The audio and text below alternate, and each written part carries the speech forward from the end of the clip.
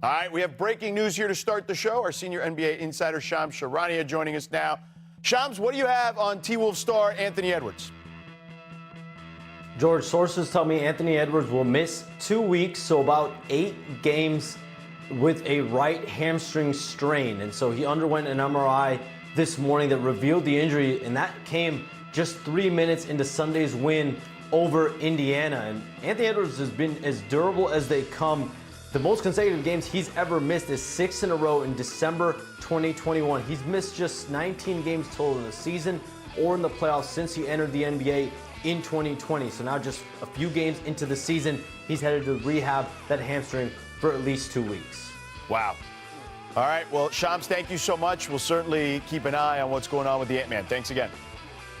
There he is, Shams Charania there dropping news. Speaking of news dropped yesterday afternoon that Luka Doncic was out for the Lakers game in Sacramento. LeBron James was already out dealing with his sciatica injury. The Lakers needed some help in a big way. And Austin Reeves came to the rescue. Late in the third quarter here, Marcus Smart kicks out to Reeves, who drains that three. Reeves showing off the range. Next play, Reeves steals the ball here. Got defense now. Coast to coast for the layup. Reeves working on both ends. Early in the fourth, Reeves, step back, drains it. That looked like a Luka move right there. A step back three. A few minutes later, Reeves another three. He's red hot, and 2 minutes left in the fourth quarter. Reeves going to the float game. 51-11-9 for Austin Reeves. He leads the Lakers to a 127-120 victory. Here's Austin. I texted him, and me and him, our whole relationship was just talking trash back and forth. And towards the end of the conversation, he was like, "I need 60 tonight," and I was like, "Ha ha ha."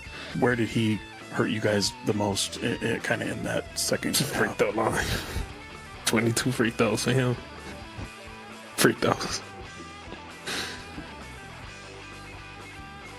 Free throws.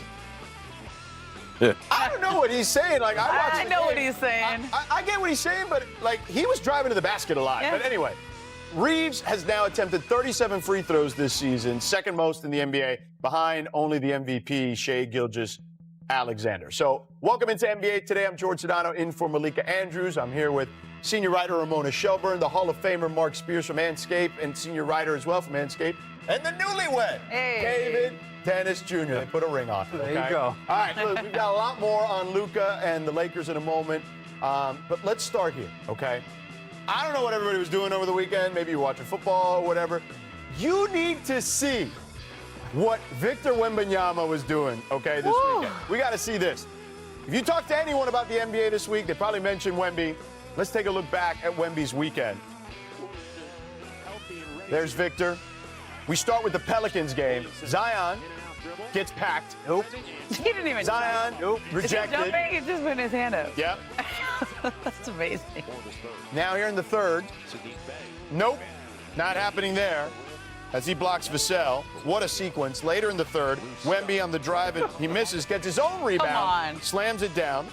Let's take another look at that. Like Harlem Globetrotters play here. Yeah. In overtime. Zion wanted to throw that to Nope. Canal Street. Look at this spin move here. Hit him with the spin cycle. Sorry, Rook. Yep. Sorry, Rook. Wemby finished with 29, 11, and 9 blocks. That's the Spurs go on to win 120 to 116. Couldn't get 10? Threw my phone when this happened. I bet. Legitimately threw my phone across the room. I mean, From the logo. beautiful. Let's go to the fourth quarter in this game. 118 to 107, Spurs win. Wemby is putting up numbers we've never seen before. It's just that serious, okay? He's the first player in NBA history with at least 100 points, 30 boards, and 10 blocks in their first 3 games of a season since blocks became an official stat in the 73-74 season. All right? It's really hard to explain what it's like to see Victor Wembanyama play in person. And if you haven't had the chance to see him, don't miss it. Mark Spears and I were in Dallas the other night, and all we did was, so we were seated about this far apart. Yeah. The tunnel was separating us for where like the hockey tunnel is. And every time he did something, he and I would just look at each other. And it was just like, And one time, I think he did like a Fred Sanford thing where he like threw himself back. It was insane. So, David, from what you've seen thus far, how would you describe what you're watching? It's indescribable, really, which is why somebody like Victor Wembanyama is inventing new ways to play basketball, which is why I think we got to invent new stats for Victor Wembanyama. Okay. So I have some new stats I want to Okay. present to you for Victor and what he's been doing. The first stat is called the hell nah from Victor Wembanyama. It is when a player tries to score and sees Victor Wembanyama in the paint and says, hell no, because I don't want to be part of those 9 or 10 blocks that he does. And the other one, number 2, is a hysterical laugh, which is what we're all doing watching this.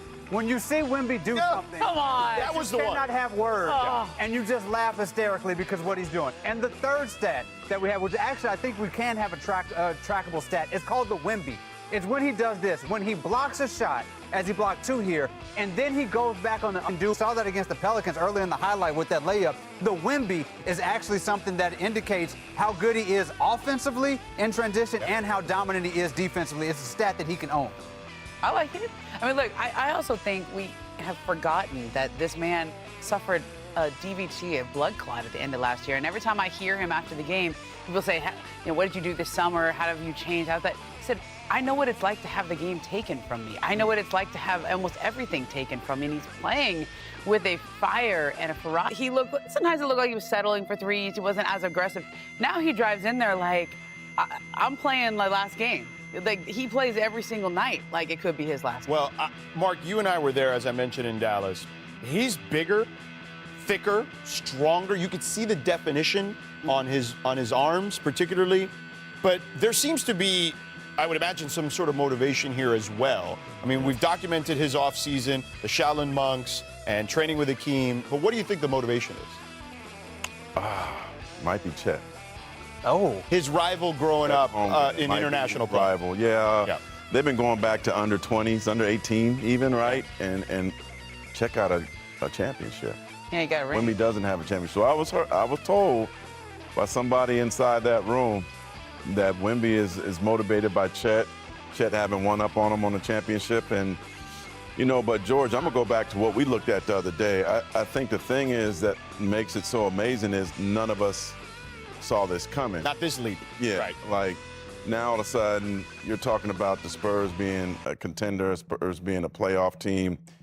That first play, that baseline play, I think when me and you looked at each other, I was like, okay, this is different. This is angry.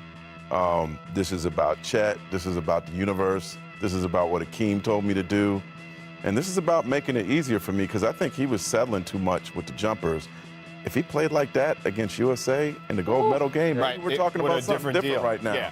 Now, But he's on a vengeance tour. it's funny because in the postgame, and you and I talked about what I would chat with him about in the postgame. We talked about his offseason, and it was the things I mentioned, Akeem, the Shaolin monks training, and NASA. And he said, well, NASA had nothing to do with it. And I'm like, bro, you an alien. Like, what are you talking about? Of course NASA has something to do with it. Shaolin. But let's talk about the Spurs as a whole now. Yeah. They've got a couple of veteran guys. Vassell's been there for a minute. Keldon Johnson has been there 6 years. He has the longest drought for a Spurs player to not be in the postseason at 6 years in their history, which is crazy. Wow. He's a good player. Harrison Barnes, a veteran guy, and they got some young guys. What do you think the expectation should be for this Spurs team this season? I'm going to take you back 2007.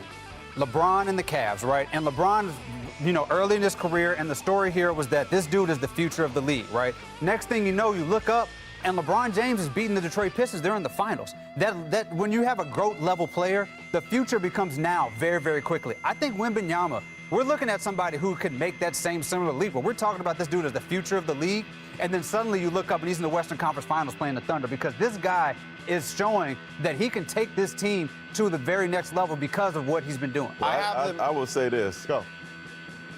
It was LeBron and the miracles. Yeah. I think Wemby has a much better supporting cast. This than team is LeBron. better, but the West is way harder Okay, than but the let's East. see And them that, too. actually play the Thunder first. Yeah. So far, we've seen him beat the Nets, the Pelicans, the Mavs. Yeah. Pump the brakes a little. I'm all in. Okay. But let's see some good teams first. If he's healthy and they have relative health, I think they are a playoff team, is what I would say. Not play. Top 6 is what I would say. All right, still to come. We'll see. Maybe even top 4 of the NBA season. Let's start with LaMelo Ball. put on a show in Charlotte, 38 points, 13 assists, 13 boards, first 35-point triple-double in Hornets history. Mark, through 3 games, the Hornets have the highest scoring offense in the league. Can they build a team identity around LaMelo?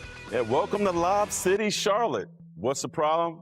LaMelo staying healthy. That's the thing. He hasn't played over at least 50 games in the last 3 seasons, but if he can stay healthy, I don't know. They're an interesting team. I mean, everybody needs to watch. It's interesting, though. I mean, nobody's out. Giannis, he's off to a hot historic start. Jeez. No player ever opened the season with 100-plus points, 40 rebounds, and 15 assists through 3 games. He punished the Raptors with 31 and 20 on Friday, then followed it up on Sunday with 40 and 14 in Cleveland. Momo, how locked in is Giannis? He's super locked in, and he has to be because the Bucks don't have any ball handlers right now. Everybody's hurt. Kevin Porter Jr. is out. Cole Anthony had an injury. And Giannis is like, that's fine. I'll just do everything. Okay. And What he may need to for them to go further. The Heat are red hot. Norman Powell poured in 29. Bam had a double-double. Miami closed on a 23-6 run against the Knicks. They're averaging 127 points a night so far. Their best start ever offensively. David, what's impressed you in this Heat run so far? Well, first of all, a little South Beach flu, I think, hit the Knicks. They came out a little lethargic, but the Heat capitalized. It's about Norman Powell. The guy's at 24-7. When he got to the Heat, we knew he would be a good fit for that team, and he has fit perfectly with that squad. I mean, Spo said they were going to move and play faster, and here they are. And in Dallas, Cooper Flagg delivered his first true breakout game against the Raptors. Yes, very much. There he is. Second quarter, Mavs down 2. Flagg, catch and shoot 3. Cooper's organized. Puts the Mavs up 1. I love those unions. The old school, yeah. Early third quarter, Mavs down 2. Flagg drives, spins. Hey, to Derek Lively on the lob. Let's take another look. Nice spin and assist. Game tied at 69. 13 seconds later here. Flagg on the lob to Davis. Looks like Luka out there, huh? No. Davis had 25 and 7. Don't say that. Too early. And here we go. Oh, that's nice. Scotty Barnes misses. He's back in the game. Mavericks winning. Good ball movement. Yes. That's what I'm talking about. That's what we've been waiting for. Get this man in space and watch him climb the mountain. Oh, that's nice. It is nice, that's for sure. What a dunk there by Flagg. Fourth quarter, Mavs up 9. Flagg dribbles and then pulls up from 3. 22-4-4. Mavs win by 10. Big. Flagg became the 5th youngest player in NBA history to score at least 20 points in a game, trailing only Jermaine O'Neal, Kobe Bryant, Tracy McGrady, and LeBron James. Flagg joined Bryant as the only other players to score at least 20 points without committing a turnover in a game before turning 19 years old. So, Mark, what's been the big difference with Cooper? One, taking a deep breath. I think there was a lot of pressure on that first game that we went to. Oh, yeah. And he just got to play. Playing point guard, to me, is not the answer for him. Jason, I get it. You use him more like Lamont Murray, how you use Lamont Murray at Cal. Like, let him be point forward instead of a point guard. And use D'Angelo Russell. You're seeing him a little bit more. But I kind of feel like with him at point guard, he's neutralized. You saw he only had 4 assists. Like, you got to let him be him. And the point guard position, especially as a rookie, is the hardest position to learn. He ain't Jay Kidd in that regard, right? I want to see him go. I want to see him run. I want to see him dunk and just be more aggressive offensively. Yeah, look, I look at him, and I'm with you. I would imagine we probably all agree on the point guard stuff. It's a lot to put on his plate, but Jason Kidd believes he can handle it. Like, they want to see what he's got, Romo. I mean, that's what he did to Giannis when he had Giannis early in his career. I think it was Giannis' second season in Milwaukee. Put the ball in his hand and said, go, see what you can do. And I think you got to know your guy. You got to know how he's wired. And I think Giannis, Cooper Flagg, guys like that, they're wired to where they're not going to lose confidence. You're not going to lose them because they go out there and struggle a little bit. They don't have rhythm in that position. You put them in that spot, they see where they need to go, and it's a great learning experience for them. Plus, I also think having D'Angelo Russell in a secondary role there and making him earn that spot at point guard. I think Jason Kidd had him in LA. He knows what kind of player D'Angelo is, and it's good as a veteran to show him, hey, you're not just going to be handed this, you're going to have to earn it. And so clearly D'Angelo Russell should be the point guard there. But I like that he put the ball in Cooper's hands early. Well, interestingly enough, though, we did talk to him about the Giannis experience, J. Kidd, and he was saying that, it took some time. Like, there were times that they kind of took a break from it, though, that season and went back to it, in the second half of the season. But, he said, while Giannis is an athletic freak, Cooper, in regards to basketball IQ at that stage of his career, is ahead of where Giannis was. Yeah, but still, at this point, you are a team that is trying to sort of make it into the playoffs, which is a little bit different than where Milwaukee was with Giannis early on, which is why I think the D'Angelo Russell thing is vastly important here. Jason Kidd pulled the plug on him early in those first couple games. He'll play 8 minutes in the first game. D'Angelo Russell last night was a plus 26. He was running that offense, and they hummed a lot better with him at point guard, even like Max Christie handling the ball a little bit better. But with D'Angelo Russell out there, they had some semblance of a functional offense. When Cooper Flagg had the ball and was starting those possessions, they were a bottom offense in the league. They just did not look good offensively. Cooper Flagg is at his best, getting the ball in the secondary position on the wing or in transition. But when D'Lo is out there, they work better. They had almost 140 points last night because they had some semblance of a point guard out there on the floor with them. I like how the Hall of Famer went back old school, Lamont Murray. I know. Yeah, right? There you go. All right, coming up in the NBA continued to develop this weekend after Hall of Famer and Trailblazers head coach Chauncey Billups was arrested on Thursday for his alleged involvement in an illegal poker operation tied to the Mafia. Miami Heat guard Terry Rozier and former Cavs player and assistant coach Damon Jones were also arrested in a related but separate illegal sports betting case in which Billups is also tied. Adam Silver gave his reaction to the investigations on Friday to Cassidy Hubbard. My initial reaction was I was deeply disturbed. There's nothing more important to the league and its fans than the integrity of the competition. And so I had a pit in my stomach. It was very upsetting. The NBA informed its 30 teams via memo that the league has begun the process of reviewing policies regarding injury reporting, training and education of all personnel, and enhancing internal and external monitoring programs to identify betting activity of concern. Here's the quote. With sports betting now occupying such a significant part of the current sports landscape, every effort must be made to ensure that players, coaches, and other NBA personnel are fully aware of the dire risks that gambling can impose upon their careers and livelihood, that our injury disclosure rules are appropriate, and that players are protected from harassment from bettors. These investigations and subsequent arrests have been a troubling topic around the NBA. So, Ramona, you've been covering the Portland side of this story over the last couple of days. What's it been like for the Trailblazers in their situation? Yeah, I flew up there for their first game, which was on Friday. They had played the Warriors on the second night of it back-to-back, and it sat with me. When you walk in the locker room, you see Chauncey Billups' office, and the door is closed, and nobody's been in there. And when they had a team meeting the first day that it happened, he gets arrested Thursday after the first game. The players come in, they're supposed to have a practice, but nobody knows what to say or do. Nobody has any information other than what they've read online. And players were told, you shouldn't reach out to him. You can't call him right now. And that's really hard because these guys all have a very close relationship with Chauncey Billups. I was talking to Jeremy Grant last night in Los Angeles. He says, this is a guy I used to talk to 2-3 times a week, maybe more 4 or 5 times a week, just about everything he was going through. Matisse Thybulle was saying how important Chauncey was to his career because he believed in me when other people didn't. And so you go from having a guy that's that involved in your life to literally not being able to contact him.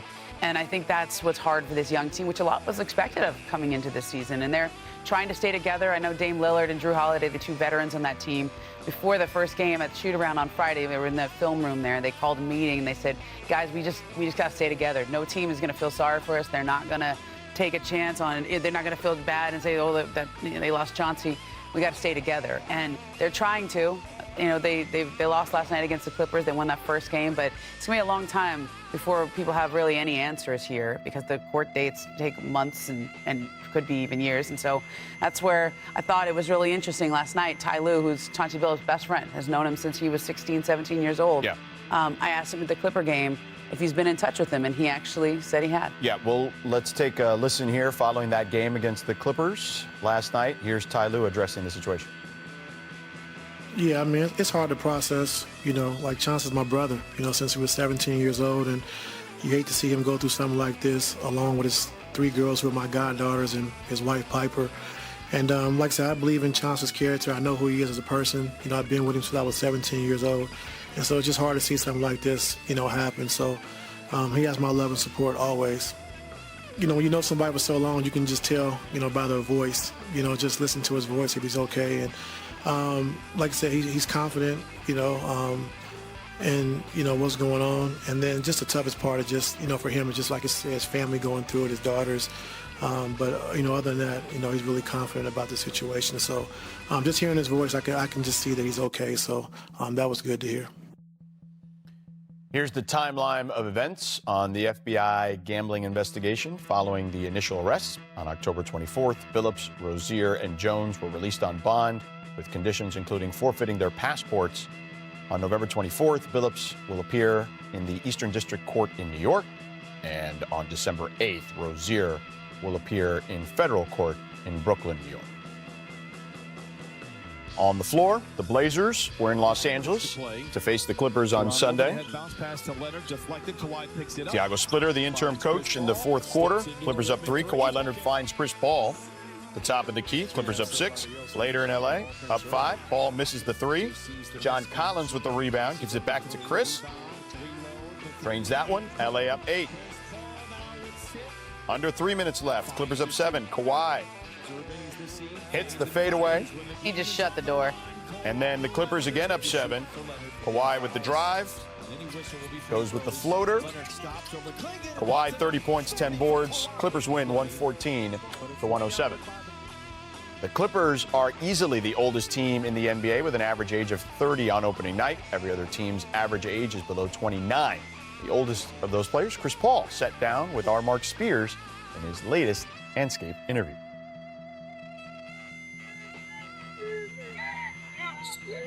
Chris Paul has mastered that mid-range jumper over the years. When I show you this, just talk about what comes to mind. Rookie, that's the rookie photo shoot. Yeah. Just talk about that guy. Yeah, long time ago. Long time ago. I don't know, in a way, I think at this point, it seemed like it wasn't that long ago. But then when you start looking at pictures and thinking about stuff, it do feel like it was a long time ago. But a lot of stuff has changed since then. How much just appreciation do you have for making it this far? It's crazy when I look at pictures and I think about time now, one of the first things I do is I think about my kids. Because I think about how old I was in that picture in relevance to the age of my kids. 19, 20 years old, and now my son is 16. It ain't that far removed. That could be a few more years, and that's the mind space he would be in. All right? Here we go. Good. You? Good back, man. Appreciate it. The introductory day, there was just like this joy that your presence was now back in Los Angeles. What's happening? Oh, wow. Emotion is thinking about the 6 years that I played here before and the roller coaster, the up and down, and some teams or organizations that you have had some of your best experiences with, you never really leave, right? You do go to other teams and you have different experiences or whatnot, but through the people that worked for the team, my family still being back here in LA, to see the fan appreciation and to have my family here and to know what this season had meant. I think it was just all wrapped up in a lot of emotions. Where is your joy at? It's interesting because I know where my joy is. The fact that I get to come and hoop here every day, right? Still get a chance to play the highest level and compete day in and day out, and I get to go home. We had a day the other day. It was just me, my wife, and my kids, but it was just us, and that doesn't happen that often. And I know they probably get tired of me saying it, but we'll just be sitting there watching TV, and I'll just be like, damn, I missed y'all, and I tell them it's just the normalcy of life. The last 6 years, I would get out of practice and go home and talk to them on FaceTime and just see what they were doing. And now getting a chance to be a part of the simplest things at the school drop-off. Those 15-minute car rides or whatnot are what really, make my day. Chris Paul again has a comforts of home in LA as he is back at the crib with his family playing for his old Clippers. And when you add the 40-year-old's love of the game to the mix, it doesn't appear to be a given that this will be his last NBA season. The thing that I always constantly think about is time. And for me, while I think I could play another, I don't know how many years or whatnot and keep going, the thing that always makes me wonder and think how long I want to play, if I want to keep playing, is I think about like my family, right? And I'm not just saying my immediate family. I think about spending time with my grandmother, my grandfather, my grandparents. And it sounds simple, but I want to play golf with my dad. So with that in mind, does that mean this is it? No, I was saying like all of this stuff is part of my decision making in my thought process. Well, he was non-committal there, Mark. Great job as always. But are there any signs you think the 11-time All-NBA player could be calling it quits? As you said, he hasn't announced it. I think the expectation is this is it. But after I talked to him, he had his iPad out. He's looking at plays that he's sending to his teammates in order to get more production this season. So if he's about to go away, I don't know, man. It seemed like he's really engaged and really having fun and prefer to stick around perhaps a little bit longer. We love having last year. Started all 82 last year. Yeah. We love having him around. He is wired differently for sure. It's unfortunate for fans because he was off to a historic start this season on opening night. Doncic had 43 points, 12 rebounds, 9 assists in a loss to the Warriors. 43 points are also the most in a season opener by a Lakers player since Kobe in 2007. Then in Game 2, Luka dropped 49 points, his most in a Lakers uniform against the Wolves in a victory. Doncic became the first Lakers player to start a season with consecutive 40-point games, which is saying something in the Lakers' history if you think about it. Fourth player overall to do this along with Wilt Chamberlain, Michael Jordan, and Anthony Davis. In total, he has 92 points this season. That's the fourth most through a player's first 2 games of an NBA season in history, and the most through the first 2 games of a season by a guard in NBA history, surpassing the 86-87 season Michael Jordan had. Now we welcome in our senior writer who covers the Lakers, Dave McMenamin, fresh off a plane from Sacramento. And a belated happy birthday to our guy, Dave McMenamin. But real quick, what more can you tell us about Luka's injuries and how the Lakers are approaching this upcoming stretch? Yeah, George, in the Minnesota game on Friday, he banged his one of his fingers on his non-shooting hand, his left hand, and then later in the game suffered a lower leg contusion. And this is after, on the season opening game against the Warriors, he required more than an hour of treatment post-game on a groin issue. And so this is just an abundance of caution that the franchise is using with Doncic right now. They want to be able to be playing their best basketball and make a run April through June, and obviously Luka will need to be a huge part of that. I spoke to a source within the organization on Sunday, and he expressed optimism to me that this would not be a situation where 1 week becomes 2 weeks, 2 weeks become 3 weeks. They believe that giving him some time right now should be enough to address it, and we're talking about Luka back in the lineup next week. Well, you know what? It doesn't matter, Dave. No Luka, no LeBron, no problem, because it's the Austin Reeves show right now, and we saw that last night in L.A. Reeves exploded for a career-best 51 points, shooting 12 of 22 from the floor, 21 of 22 from the charity stripe. Reeves was an assist shy of a triple-double, also adding 11 boards and 9 dimes. He's the first Laker to log 50, 10, and 5 in any game since Kobe back in 2006. And check this out. The King tweeted, 50-piece chicken nuggets. Our boy AR, too tough. Then 5 minutes later saying, damn, that's crazy. We almost had back-to-back 50 balls. Damn it, Don. Sick backcourt. Deferring to Luka going for 49 on Saturday. So, Dave, LeBron obviously has yet to play this season, but his tweet game is ready to roll. What can we expect as far as when we could potentially see him out there? Yeah, George, it's been about 3 weeks since he was diagnosed with the sciatica issue down his right side of his body.